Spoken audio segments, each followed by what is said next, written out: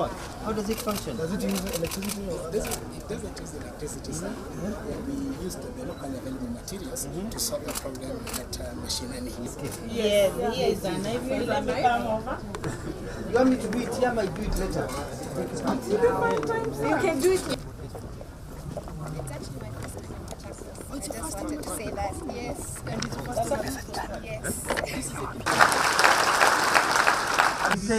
The reason you are seated here with this youth empowerment is because the Kenyan economy is in shambles.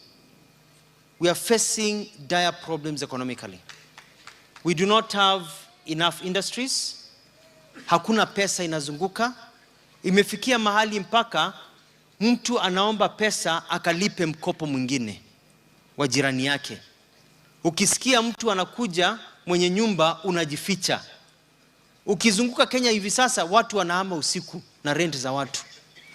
Kwa sababu uchumi umeingia pabaya. Tumefanya kazi lakini nchi yetu imekuwa ya siasa nyingi sana mpaka mambo yakarudi nyuma. Kwa mfano, wakati mimi nilikuwa gavana nilete investors hapa. Tukasign 2.1 trillion shillings investment, 2.1 trillion shillings zikuja hapa Machakos ndio to employ nearly 250,000 youth. Hakungekuwa na mchana ama kijana mmoja wa Machakos ambaye hana kazi. Tunajenga malls, factories, watu wakasign money, foreign direct investment, watu wanatoka ngambo.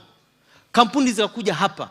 Tuko na hii land yote kwa hapa, tukasema let's give like how they do in Croatia, like how they do in the US, like how they do in Australia. Give land to investors. Kwa sababu yaache kukaa tu hapa inakulwa na mbuzi na vijana hawana kazi. So that those people can employ, set up factories, because it is industrialization, not government that employs. Wakati watu wa siasa walikuwa wananipinga, mzee mmoja anaitwa Johnston Muthama na ati anataka kuwa governor. Akaenda kotini, wakaeka injunction for 5 years as the court went through, because the court case went through, because it takes forever in Kenya for cases attempts to go, to be completed. Within that time, all the investors that were brought here gave up and went to other places. I brought the man who built the Burj Al Arab, the Burj Khalifa rather, the tallest building in the world that is in Dubai, 167 or something floors, with the Dubai Mall, the largest mall in the world, with real estate. Akakuja hapa. He was here at the People's Park. Tulika hapa amphitheater na yeye. Hapa. He came with his own Boeing 747 jet. Yake mwenyewe. Akaland hapo Nairobi. Akaingia gari akuja Machakos. He was so impressed. Akasema, just give me this portion. I will build a mall. I will build a super highway taking you from Chumvi over here. All those things. Akaenda akakutana na Uhuru Kenyatta. Tukakubaliana. Kesi ikakuwa hapo. By the time the case was thrown out, Muthama akaambiwa bure kabisa, you are stopping development. It was 5 years. I called him. He had set up his development. The money he was bringing here, alipeleka Angola.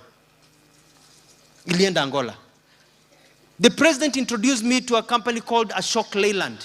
Basi za Leyland. The man came to Kenya. I went to meet him in State House.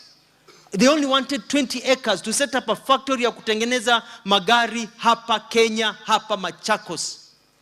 Ikakaa miaka 5, I sent them the title, at last the letter of allotment, they send it back with a letter, wakasema, sorry, we set it up in Egypt. And the list continues. People went to Rwanda, went to other countries, went to other places, and Machakos people suffered.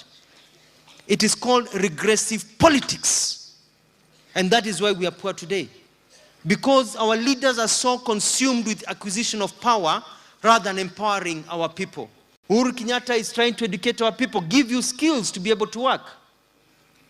Lakini mimi namsikilia Uhuru Kenyatta rumor. He is my friend. Because Uhuru Kenyatta is working. Analala mchana, analala usiku, anaamka mchana, anafanya kazi, anachunga pesa, anachunga kondoo, jioni akienda kupumzika, wale wako karibu naye wanaanza kuiba zile kondoo, wanaiba kondoo. Nahodha wa jahazi anatutoa katika, bandari ya maskini anatupeleka ule kisiwa cha utajiri. Na yuko hapo and he is rowing the boat, lakini wakati anasonga wale yuko nao wanachimba mashimo. So maji imeanza kuingia. Sasa Uhuru ameacha kurow the boat, kazi yake ni kutoa maji. Anatoa maji anatupa hapa, anasikia sijui mahindi imeibiwa wapi. Anaenda kuangalia ugoto wa mahindi, anasikia sijui barabara bilioni ngapi. Akipinduka kabisa anaambiwa kuna deal imefanywa kwa ofisi ya DP ya sijui 40 billion. Akipinduka anauliza nini? Amehangaika kabisa because people around him are busy consuming this country. Na nyinyi naona mna support watu wa corruption. Mtu wa corruption akija hapa badala ya kumshangilia mtupie mawe. Corruption means that you cannot have industrialization.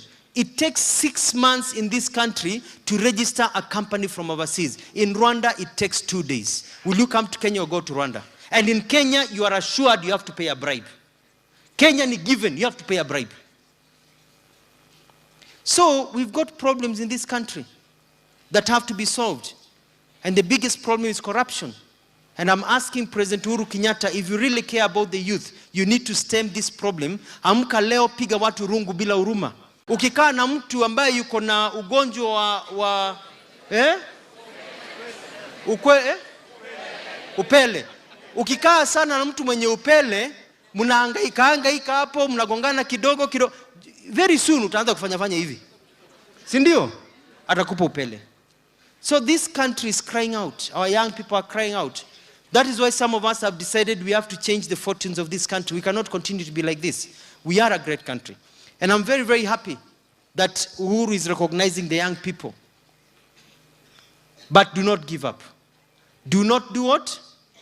Do not give up. You are young, you have viewers in front of you. Wakiharibu tunatengeneza. Wakifunga tunafanya nini?